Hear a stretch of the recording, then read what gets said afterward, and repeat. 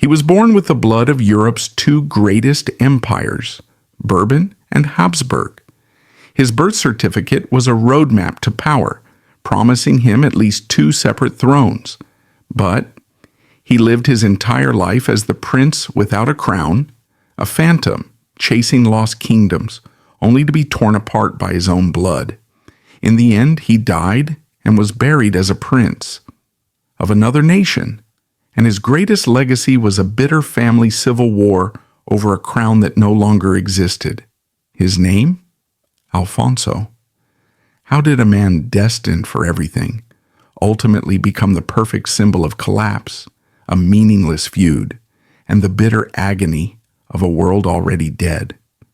The first and most brutal twist of fate, the event that would set the tragic tone for his entire life, came when he was just 3 years old. The year was 1904. His mother, Maria de las Mercedes, was giving birth to his sister Isabella. The birth was fraught with complications, and in a tragedy that was all too common in an age before modern medicine. His mother died. She passed away during the very act of bringing new life into the world, an event of profound personal loss that had immediate and seismic political consequences. With his mother's death, the title of heir to Spain did not simply vanish. It transferred. At the age of 3, Infante Alfonso, this small child, was suddenly catapulted to the very front of the line. From 1904 to 1907, he was Alfonso, Prince of Asturias, the heir presumptive to the entire Spanish throne. His uncle, the king, was still without a legitimate child, and this toddler, already the heir to a lost Italian kingdom, was now the future of Spain. For 3 years, he was the hope of the Spanish monarchy.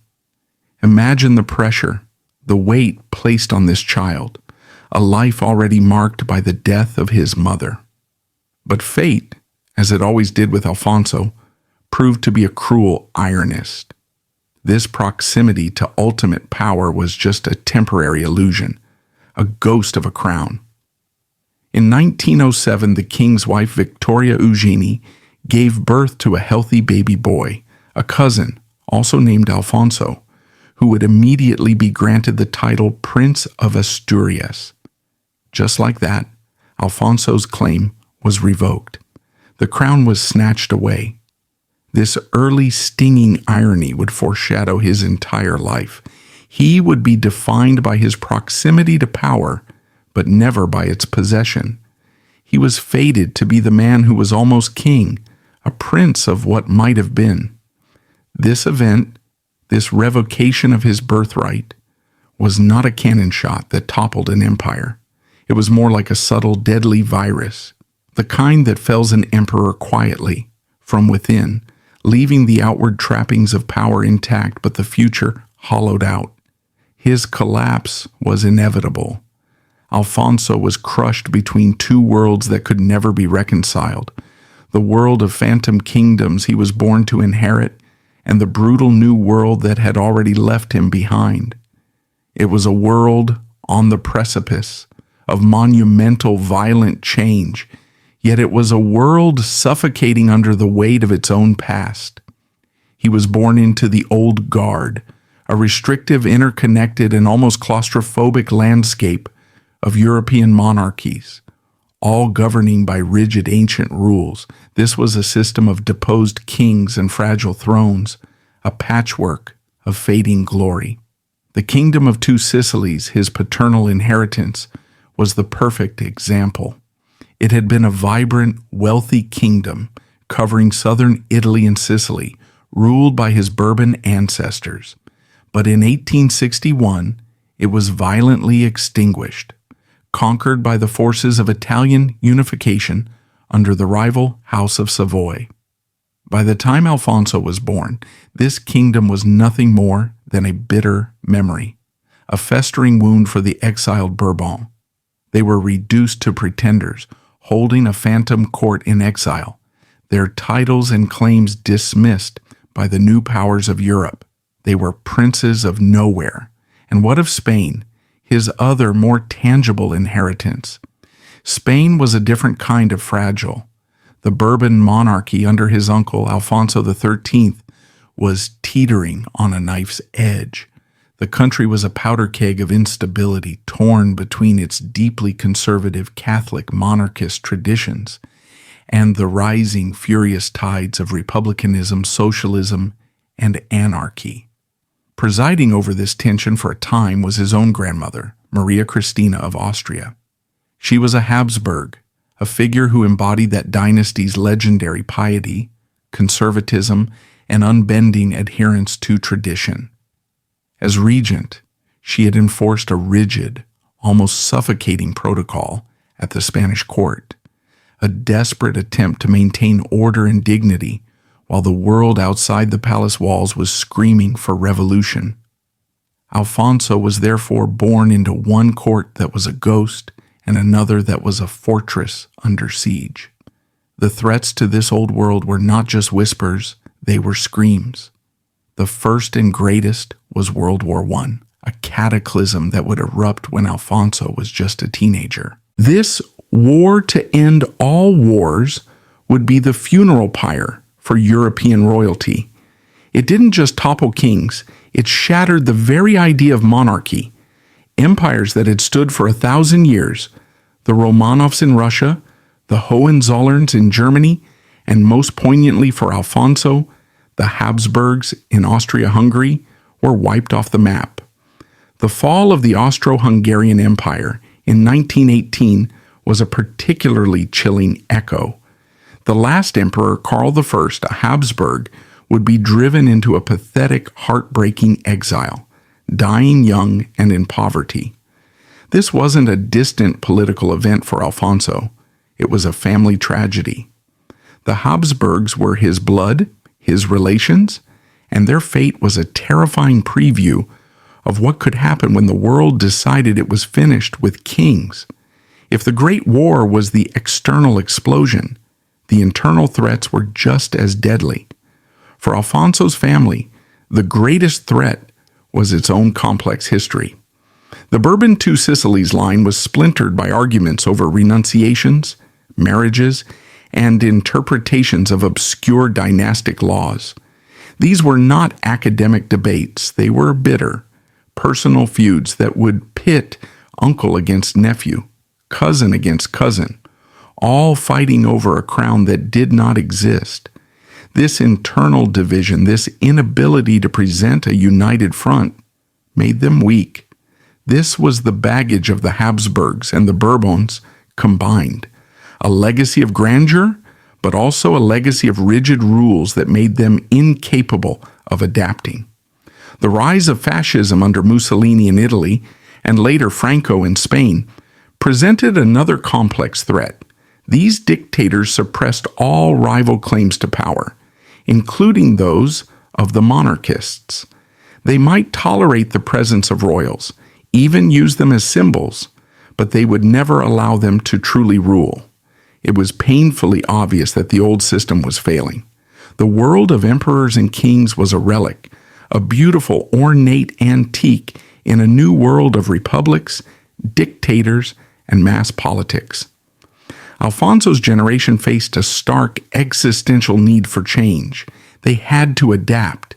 They needed to forge new alliances, navigate the brutal world of 20th century politics, or find some way to reclaim their legitimacy, perhaps through strategic marriages or quiet diplomacy. But how could they? They were hopelessly hindered by the very things that made them royal. The rigid, ancient dynastic laws that governed their every move, the personal losses that had scattered their families, and the sheer crushing weight of their own history. They were trapped. In this crumbling world of ghosts and besieged fortresses, Prince Alfonso was not content to be a passive victim of history. While his name and bloodline tied him to the old guard, his character was forged in a different mold. He was a pragmatist, a survivor, and in his own quiet, aristocratic way, a mold breaker. He possessed a resilience that stood in stark contrast to the rigid, almost petulant stance of many in the older generation of exiled royalty. His own grandfather, Prince Alfonso, Count of Caserta, the head of the Bourbon II Sicilies house, was the perfect embodiment of this old world. The Count of Caserta lived in exile, a staunch legitimist, refusing to bend, refusing to acknowledge the new reality of a unified Italy, holding a court of memories in Cannes. He was a man defined by what he had lost, a living monument to a bygone era. Our Alfonso, his grandson, was different. He understood that survival and the preservation of his family's legacy required adaptation, not just stubborn lament. He had been born in Madrid, and it was Madrid, not a phantom Naples, that he would make his stage. He navigated the intricate and often lethal social and political currents of the Spanish court with a natural, understated skill. He was, after all, the nephew of the king, but he was also the son of a man from a foreign, albeit related dynasty. His father, Prince Carlos, had become a Spanish citizen, an Infante of Spain by marriage, but this integration was a source of endless complexity. Alfonso, however, embraced this dual identity. He was a Bourbon II Sicilies prince, yes, but he was also an Infante of Spain, a title officially bestowed upon him by his uncle, King Alfonso XIII. This wasn't just a courtesy. It was a political statement. It cemented his place within the reigning Spanish monarchy, giving him a status, a platform, and a relevance that his exiled Neapolitan cousin simply did not have. He lived in Madrid, he served in the Spanish military, and he was an active, visible part of the Spanish royal family. He chose engagement over exile. His vision was clear, and it was a vision of the future, not the past. He sought to preserve Bourbon legitimacy, not as a museum piece, but as a living, relevant force. He knew that in the 20th century, this legitimacy could no longer be taken for granted. It had to be actively curated, defended, and strengthened through strategic unions and powerful advocacy. He was building a shadow court, not of exiled dreamers, but of interconnected, influential figures. The masterstroke of this strategy was his marriage. In 1936, a year of terrible omen, as Spain itself was about to burst into the flames of civil war, Alfonso married Princess Alice of Bourbon-Parma. This was not merely a suitable match, it was a dynastic masterclass. Alice was, like him, a member of the sprawling Bourbon family, connecting him to yet another of its powerful branches. But more importantly, her mother was Archduchess Maria Anna of Austria. There it was again, the Habsburg connection. Through this single marriage, Alfonso was not only securing his own line, but was re-anchoring his family to the very heart of traditional Catholic European royalty. He was weaving a network of blood and alliance that spanned from Madrid to Vienna, from Parma to Naples. These were not just romantic gestures. They were deliberate acts of dynastic preservation. He and Alice would go on to have 3 children, including a son, Carlos, who would be his heir. He was ensuring the future. His allies were not just other royals. He cultivated relationships with the powerful monarchist factions within Spain, a complex and often dangerous game, especially as the country lurched from monarchy to republic and then into the brutal dictatorship of General Francisco Franco. Franco himself was an enigma on the subject of monarchy. He was an authoritarian, not a king, but he understood the symbolic power of the old institutions. Alfonso, as a recognized Infante of Spain living in Madrid, was a useful and potentially powerful symbol, a living link to the very traditions Franco claimed to be protecting, even as he held the throne itself vacant for decades. But in this intricate game of dynastic chess, every protagonist requires a foil, a figure who represents the other path, the road not taken. For Prince Alfonso, this figure was his own uncle, Prince Ranieri, Duke of Castro. Born in 1883, Ranieri was a younger brother of the childless head of the house, Ferdinand Pius. He was the unyielding path personified. While Alfonso was integrating, adapting, and building bridges in Spain, Ranieri represented the pure two Sicilies claim. He and his branch of the family clung fiercely to their Neapolitan identity, viewing the Spanish integration of Alfonso's father with deep suspicion. For them, any compromise, any hint of renunciation or divided loyalty was a betrayal. This fundamental difference in philosophy, pragmatic adaptation versus rigid legitimism, was more than a disagreement. It was a fault line running directly through the family. It was this fault line that would, in 1960, erupt into a devastating earthquake, a bitter and public dispute over the headship of the house, a dispute that would tear the family in two. The seeds of this future schism were planted here, in the contrasting choices of these two men, one who looked to Madrid and one who looked only to a lost Naples. The year is 1960. While the world was looking forward, mesmerized by the dawn of a new decade, the space race and cultural revolution, the old world of European royalty was about to face a seismic event, a crisis that had been simmering for 60 years. On January 7, 1960, Prince Ferdinand Pius, Duke of Calabria, the undisputed head of the royal house of Bourbon and Sicilies, died in Germany. He was 90 years old, and he was childless. His death was not just the passing of a man, it was the extinguishing of the main unchallenged line. The power vacuum that his death created was instantaneous and absolute.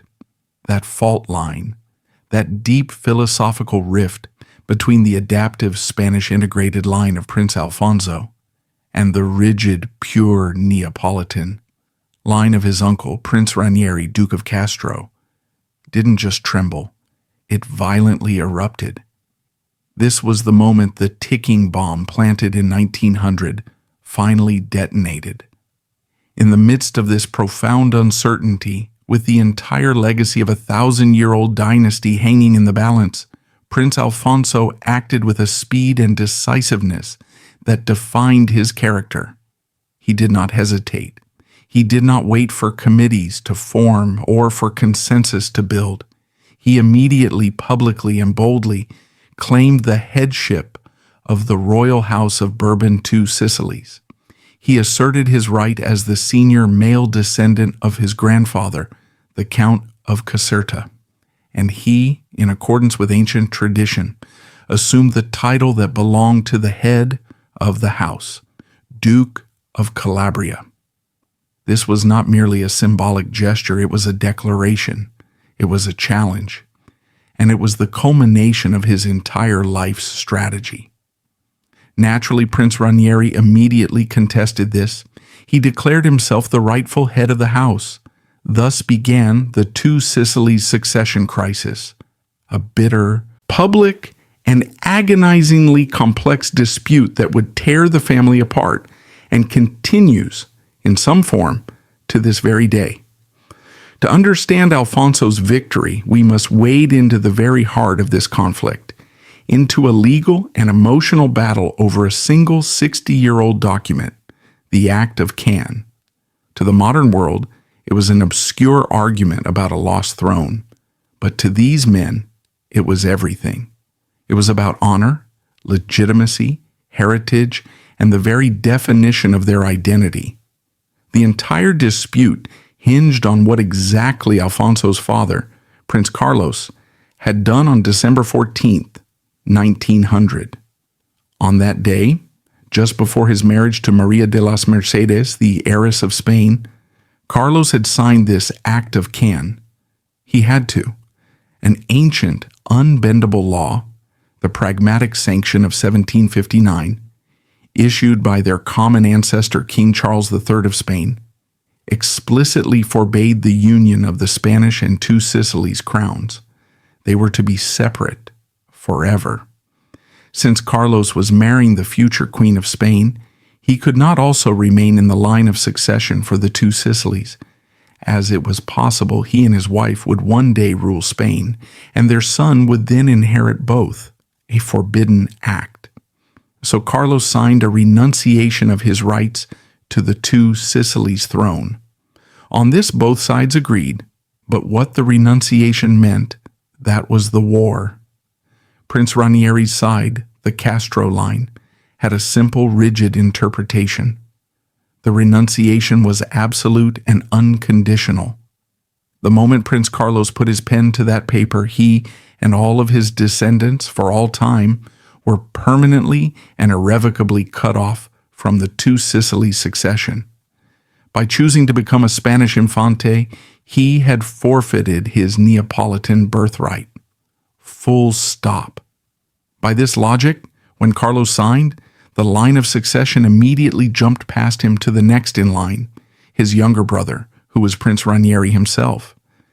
Therefore, Ranieri argued, he had been the rightful heir in waiting for 60 years, and now, with Ferdinand Pius's death, he was the true head of the house. It was a clean, simple, and brutal legal argument. But Prince Alfonso, leading the Calabrian line, had a far more nuanced and ultimately more powerful counter-argument. His claim was that the renunciation was conditional. He argued that his father's act was not a permanent exclusion, but a necessary legal precaution in contemplation of an event that never happened. Alfonso's lawyers and supporters pointed to the text itself. The renunciation was made in the event that he should become king consort of Spain and his wife queen. It was designed to prevent the actual union of the crowns. But what happened? The tragedy of 1904. Alfonso's mother, Maria de las Mercedes, died. She died before her brother, the king. She never became Queen of Spain. The Spanish crown passed to her infant son for 3 years, and then to her new cousin, but her line never sat on the throne. The condition, the union of the crowns, was never met. The event the renunciation was designed to prevent never occurred. Therefore, Alfonso argued the renunciation was null and void. It was a document whose entire purpose had been rendered moot by his mother's tragic early death. By this Calabrian logic, Prince Carlos never lost his rights. When his older brother, Ferdinand Pius, became head of the house, Carlos was his rightful heir. When Carlos himself died in 1949, his rights, now fully intact, passed by the ancient law of primogeniture to his eldest son, our Alfonso. This meant that on January 7, 1960, Alfonso's claim was not a claim at all. It was, in his eyes, the simple, automatic, and lawful continuation of the line. He was the rightful Duke of Calabria. This is where Alfonso's entire life strategy, his pragmatism, his adaptability, his integration into Spain, paid its ultimate dividend. This game-changing victory was not won on a battlefield, but in the halls of power in Madrid. While Ranieri was an exile, a figure from the past, Alfonso was Infante Alfonso of Spain. He was a recognized member of the reigning Spanish royal family. He was one of them. And in 1960, the Spanish royal family, including the Count of Barcelona, and, crucially, the Francoist government, which held all true power, officially recognized Alfonso's claim. The Spanish Ministry of Justice issued a key communique recognizing him as the rightful head of the House of Bourbon Two Sicilies. This was the victory. It was a political and diplomatic masterstroke. While Ranieri might have had supporters among other non-reigning houses or traditionalists, Alfonso had secured the backing of the only reigning Bourbon monarchy left in the world. His Spanishness, which the Castro line viewed as a disqualification, had in fact been his single greatest weapon. It gave his claim a substance, a modern-day legitimacy, and a state-level recognition that his uncle's pure claim simply could not match. He was also recognized by his wife's family, the powerful Bourbon Parma house, and many other branches of the European royal network. So, for this brief shining period from 1960 until his death in 1964, Prince Alfonso was at his absolute peak. He was Infante Alfonso of Spain, Duke of Calabria, and the recognized head of the royal house of Bourbon and Sicilies. He had successfully navigated the legal and political minefield that had been his inheritance. He had, in his view, restored his father's honor and corrected a historical ambiguity. He had secured the inheritance for his own son, Infante Carlos. For a moment it seemed that all the tragedies of his life, the death of his mother, the crown of Spain snatched away by the birth of a cousin, had finally been resolved. He had at last secured a crown, even if it was a symbolic one. He had proven that his adaptive approach, his blending of two worlds, was the right one. The mold breaker had, it seemed, won, but this victory, this game-changing moment of recognition, was a paradox. It was a magnificent facade, a grand palace built on a geological fault line. Here, at the very moment of his greatest triumph, we find the fatal flaw at the heart of Prince Alfonso's life, the dark central paradox that makes his story not just a historical footnote, but a profound human tragedy. He had done it. He had navigated the treacherous world of royal politics. He had forged the alliances with Bourbon and Habsburg. He had outmaneuvered his rival, and he had won the official, state-sanctioned backing of the only Bourbon monarchy left on earth. But what exactly had he won? He had won a title. He had won the headship of a house, but he had not won a kingdom. He could not conquer the ghosts of lost empires, and he could not heal the deep septic rifts within his own family. In fact, his victory had just ripped them open, pouring salt into wounds that were 60 years in. This is the central paradox of Alfonso. His public success only served to highlight his private failure. In the glittering salons of Franco's Madrid, he was a figure of immense prestige. He was Infante Alfonso of Spain, Duke of Calabria, head of the royal house of Bourbon and Sicilies. He was treated with the deference due to a man who was, in protocol terms, a de jure king. He presided over the dynastic orders, such as the ancient and illustrious Sacred Military Constantinian Order of St. George and the Order of St. Januarius. These were his rights as head of the house. But this power was an illusion, because at the very same time in France and in Italy, his uncle, Prince Ranieri, was also claiming to be the head of the house, also acting as Grand Master, and also bestowing these very same orders. The victory had not united the house. It had formally and irrevocably split it in two.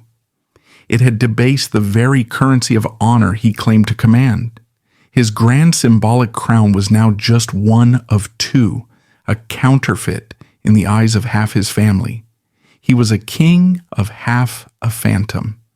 And the dark secret, the fatal flaw at the core of this tragedy, was his very foundation. It was the same thing that gave him his claim, his father's 1900 Act of Can. This document, this complex, ambiguous piece of paper, was the original sin of his line. Alfonso's entire argument rested on his interpretation of that document. It was a brilliant interpretation, a masterly legal argument, and one that was politically accepted by Spain. But it was, at its heart, an argument, not an undisputed fact. It was a what if, a but. Prince Ranieri's argument, by contrast, was simple, brutal, and clean. A renunciation is a renunciation. By choosing to become Spanish, Alfonso's father had made his bed, and his descendants must now lie in it. Alfonso's flaw was his reliance on this compromise, this ambiguity. His father's decision to become a Spanish subject, a move of integration and adaptation had given Alfonso the political weapon to win the 1960 dispute, but it was also the poison that sowed the seeds of the division in the first place. This vulnerability, this sense of his claim being built on a legal nuance rather than an unshakable rock, exposed a deeper, lifelong wound.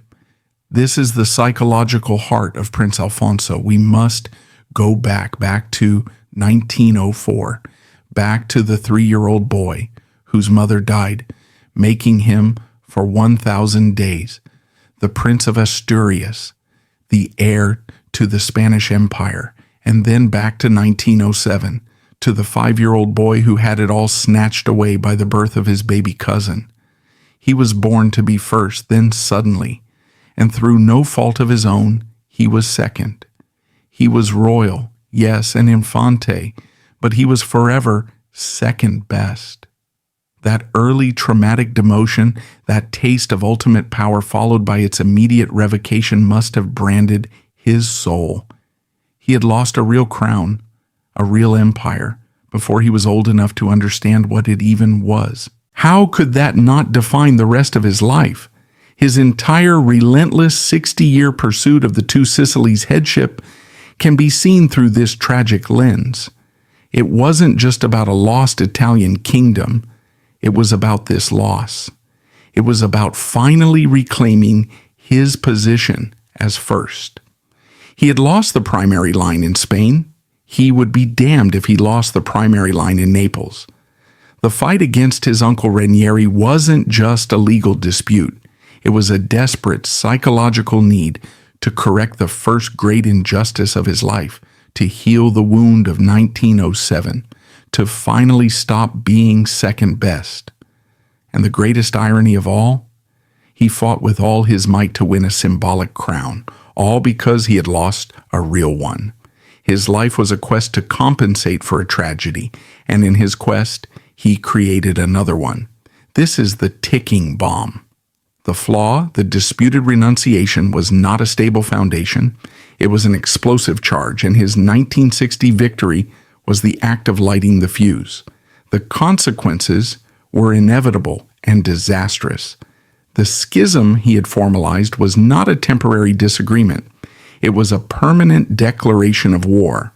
The House of Bourbon II Sicilies, which had survived the Napoleonic Wars, the unification of Italy, 2 world wars, and a century of exile with its internal succession intact, was now, because of this dispute, shattered. There was no longer one house, there were 2. The Calabrian line, led by Alfonso in Spain, and the Castro line, led by Ranieri in France. This division would not end with their deaths. It would become their primary legacy. This bomb ensured that there could be no true unity, no unified monarchist voice. This personal tragedy mirrors the broader, epic decline of the great European dynasties. The Habsburgs, his relatives, lost their empire in the fires of World War I, their end brought about by external forces, by nationalism, and by a war they could not win. Theirs was a story of a world that changed too fast. The Bourbon II Sicilies tragedy, as embodied by Alfonso, is almost more pathetic. It is not a story of a grand public fall, but of a slow internal decay. Their empire was not lost to a great war, but to internal feuds, to obscure legal arguments, to personal choices and compromises made decades ago. Like the Habsburgs, Alfonso was a prince of what might have been, but his downfall wasn't a revolution, it was a lawsuit. It was a squabble over inheritance, a bitter family feud elevated to the level of international diplomacy, all for a throne that no longer existed. His fatal flaw was his belief that a legal victory could heal a historical wound, that a disputed title could replace a lost crown. Prince Alfonso's victory was in reality the precise moment of his ultimate defeat. His peak was a false summit, a mirage of power that concealed a chasm of familial betrayal and irreversible loss. The victory, secured by Spanish state decree, was pyrrhic. A pyrrhic victory, named for the ancient king who won a battle but lost so many soldiers he was ultimately ruined, is a victory that comes at such a devastating cost. It is indistinguishable from a loss. This was Alfonso. His win in 1960 was the gunshot that started the avalanche, the act of hubris that ensured the very thing he was fighting to protect, the legacy and unity of the House of Bourbon Two Sicilies, would be shattered permanently. The unraveling began the instant his victory was announced. The first and most devastating blow was the betrayal, and it came, as it always does, from within. The user's outline correctly identifies the pivotal stab, and it was this: his uncle Ranieri's 1960 counterclaim. To call this a disagreement or a dispute is to sanitize it. It was a betrayal. It was a declaration of war. Prince Ranieri, Duke of Castro, did not simply disagree on a point of law. He and his branch of the family publicly and formally declared that Alfonso's entire line was illegitimate. They did not say, "You are interpreting the law wrong." They said, "You are not and can never be the head of this house. Your father was a traitor to our bloodline." This was the ultimate weaponization of that humiliating clause, his father's 1900 Act of Can. To the Castro line, that document was not a nuanced legal precaution. It was a bill of sale.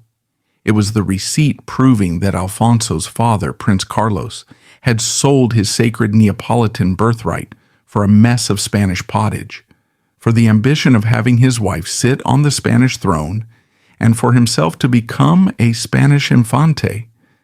Imagine the personal sting of this. This was not a stranger making a claim. This was his uncle.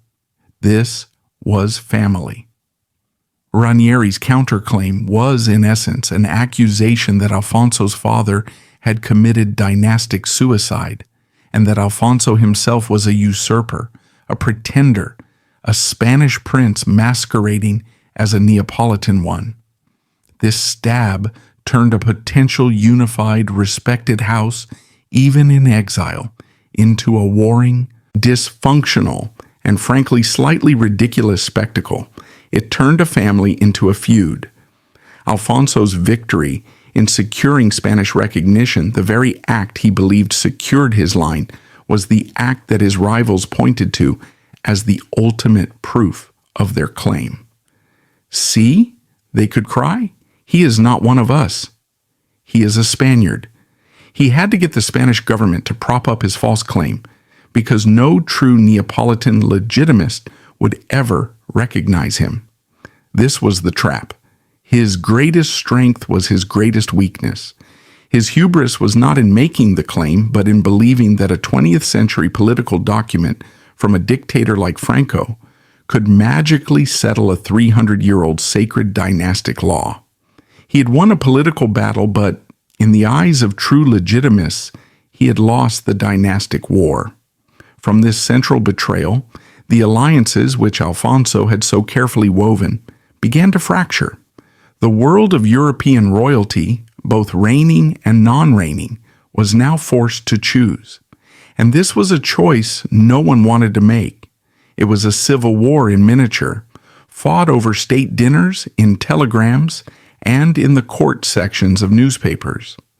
Alfonso at his peak had assumed that his recognition by Spain, the only remaining Bourbon monarchy, would be the deciding factor. He was wrong. The other royal houses of Europe were not impressed. In fact, many were appalled by the public, bitter nature of the schism. Instead of falling in line behind the Spanish candidate, many of them wavered, or, in a move that must have been a devastating blow to Alfonso, they sided with his rival. The most painful fracture of all came from Italy. The exiled king of Italy, Umberto II, of the House of Savoy, the very house that had conquered the kingdom of Two Sicilies, was still a major figure in monarchist circles. King Umberto was related to both branches and was seen as a potential mediator. He tried fruitlessly to heal the rift, but when forced to choose, when he saw the division widening, he eventually, and with great reluctance, threw his support behind Prince Ranieri, the Duke of Castro. This was a catastrophic blow. The King of Italy was recognizing the Castro line as the true heirs of the King of Two Sicilies. The irony was staggering, but the message was clear. Alfonso's Spanish backing was seen by many, especially by the Italians, as foreign interference. Ranieri, living in France and claiming a pure Neapolitan line, was seen bizarrely as the more legitimate pretender. And what of his other great connection, the Habsburgs? They too were scattered, their empire gone. While his wife's family, the Bourbon Parmas, supported him, the wider network was fragmented. The royal world was a broken mirror, and every piece reflected a different version of the truth. Even his support in Spain, the bedrock of his victory, was not what it seemed. General Franco's recognition was, like everything Franco did, purely transactional. Franco was not a monarchist. He was an autocrat who used the monarchy as a tool. He was at that very moment grooming Alfonso's cousin, Juan Carlos, to be his handpicked successor, to one day restore the Spanish throne. Franco's support for our Alfonso's claim to the Two Sicilies was a low-cost, high-reward gesture. It pleased the Spanish monarchists. It reinforced the prestige of the Spanish crown by allowing it to settle an ancient dispute. And it kept an important Infante happy. But it was limited. It was paper-thin. It was not the passionate, ideological support of a true ally. It was the calculated political patronage of a dictator. If Alfonso's claim had ever become inconvenient for Franco, that support would have vanished in an instant. So this was his victory, a win that alienated his uncle, split his family in two, and was now looked upon as a source of embarrassment and division by the very royal houses he sought to lead. His victory was hollow. It was costly. It was pyrrhic. He had won the headship, but he had lost the body. He was the king of a broken house. The parallel to the Habsburgs, as the user's outline perceptively notes, is perfect. When the Austro-Hungarian Empire collapsed in 1918, it wasn't just that the emperor was deposed.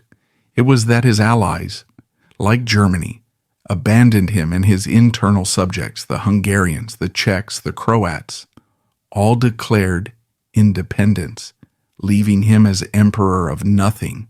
This was Alfonso's fate in miniature. His allies abandoned him or wavered.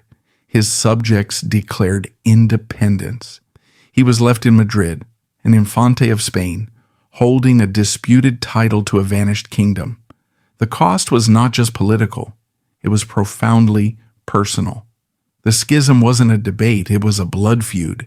It ensured that for the rest of his life and for the lives of his children and grandchildren, there would be a rival, a pretender to the pretender, a shadow claimant who, in the eyes of half the world, was the true head. His victory, his brief shining moment from 1960, was not an end to a struggle. It was the guarantee that the struggle would never end.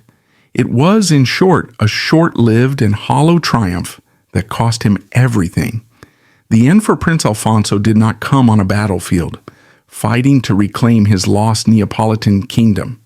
It did not come on the steps of a throne in a grand public revolutionary drama.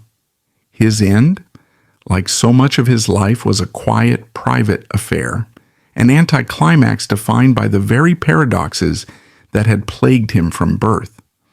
After a lifetime of fighting for a crown that did not exist, of wrestling with ghosts and legal documents, his body finally surrendered.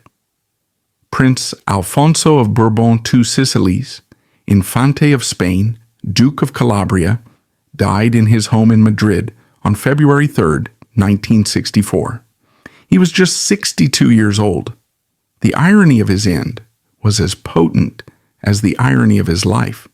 He was the Sicilian prince, the head of the Neapolitan house, yet he died in Spain. He died in the very country that his rivals accused him of adopting, the country whose citizenship and royal titles formed the basis of both his victory and their betrayal.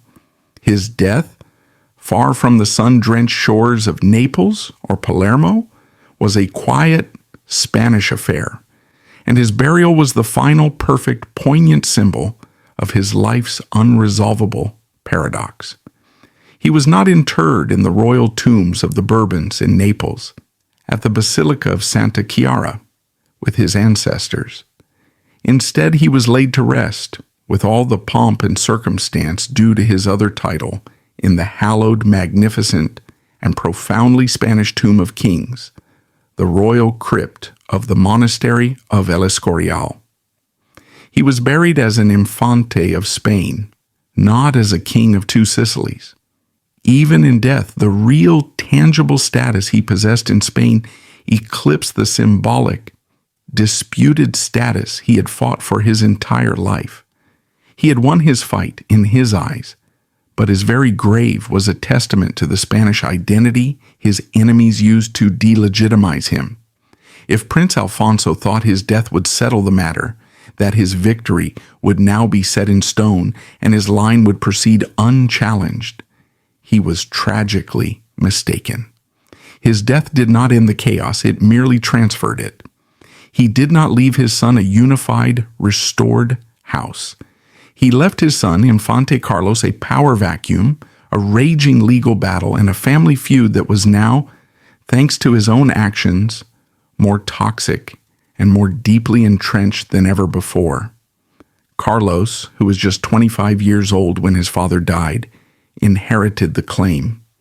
He became, in the eyes of his father's supporters, the new Duke of Calabria, the new head of the house. But in that very same instant, he also inherited the rivalry.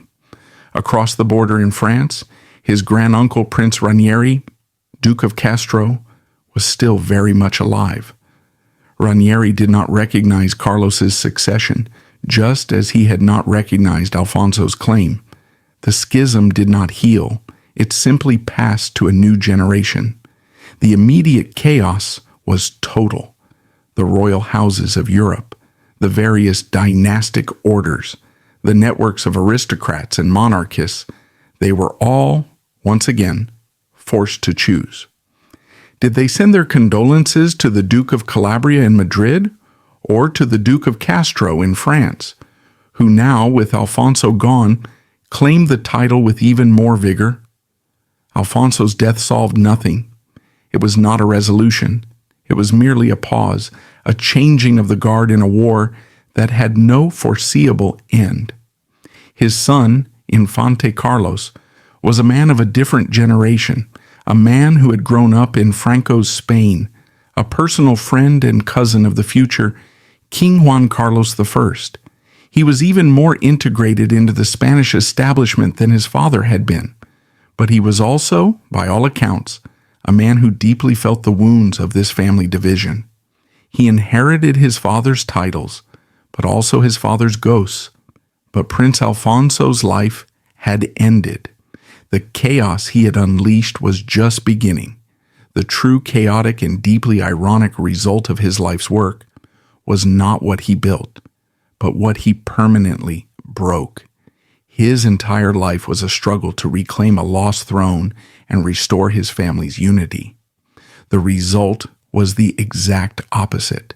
The very problems he fought to solve, lost thrones, and especially family divisions, were, by his own actions, made infinitely worse.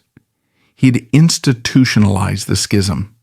Before 1960, there were disagreements, there were legal nuances, but there was one universally recognized head of the house, Ferdinand Pius.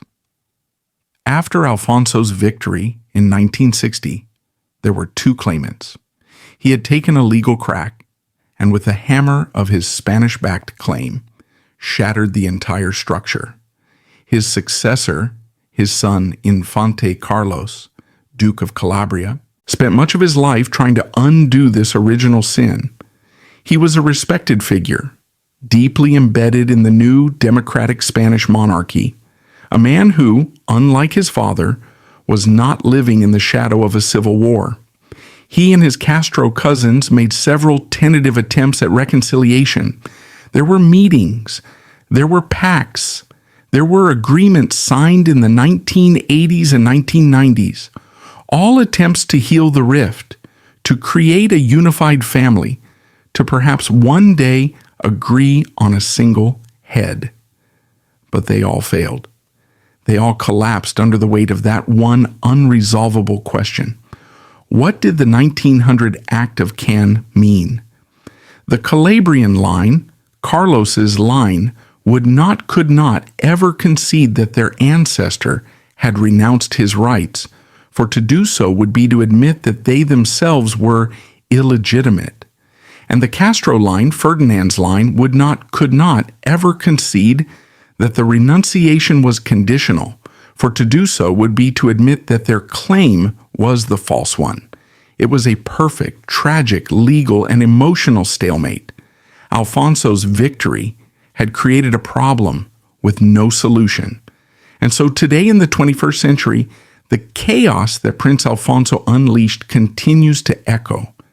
His son, Infante Carlos, died in 2015. His rival, Prince Ferdinand, Duke of Castro, died in 2008. But the war continues. The fight is now waged by their sons, the grandsons of the original conflict. Alfonso's claim, his Calabrian line, is now held by his grandson, Prince Pedro, Duke of Calabria. He is a Spanish aristocrat, a land engineer, and a close friend of King Felipe VI of Spain. He is, like his father and grandfather, fully integrated into the Spanish establishment. And on the other side, Ranieri's Castro line is now held by his grandnephew, Prince Carlo, Duke of Castro. He is an international, wealthy, and well-connected figure based in Italy and France who has also cultivated strong ties with other royal houses, and notably with the Vatican. The schism is now permanent. There are two dukes, two grandmasters of the Constantinian order, two rival heads of a non-existent kingdom. The Spanish government and the Spanish royal household continue to recognize Prince Pedro, the Calabrian line, just as they recognized his grandfather, Alfonso. But the French, Italian, and many other royal houses have shown preference for Prince Carlo, the Castro line, while the Vatican itself maintains a position of official neutrality. Alfonso's legacy is this: he did not win a crown. He created a permanent rival, a shadow dynasty that would haunt his own for all time. And what of that other great connection, the Habsburgs? The connection he forged with his 1936 marriage to Alice of Bourbon-Parma with her Habsburg mother? The outline is painfully correct. It was meant to strengthen his line, to weave him back into that ancient imperial fabric. But in the end, it only served to highlight a shared tragedy. His contemporary and relative, the last reigning Habsburg, Emperor Karl I of Austria-Hungary, was also a prince of what might have been. Karl, too, was a man of tradition, a man of faith, who after being deposed in 1918, launched two futile, heartbreaking, and almost pathetic attempts to reclaim his Hungarian crown. He, too, was a legitimate monarch who was rejected by the New World Order, and he died young and in exile. Alfonso's story is a mirror of Karl's. His 60-year quest for his symbolic Neapolitan crown was his own restoration attempt. Like Karl, his efforts were noble, in his own eyes, a defense of sacred right and inheritance. And like Karl, his efforts were doomed. They were the last poignant, futile gestures of a dying world. The Habsburg connection didn't bring him power, it just gave him a companion in tragedy. So, in the end, who was Prince Alfonso of Bourbon to Sicilies? He was the man for whom the music had already stopped, but who was forced to keep dancing his entire life. He was, as we said at the beginning, the prince of what might have been. His world was not altered by a single grand decision he made, but by a series of cruel, ironic twists of fate that happened to him. His life was forever defined by a mother's death in 1904, which thrust him into the line of succession for a real crown. It was shattered by a cousin's birth in 1907, which snatched that real crown away.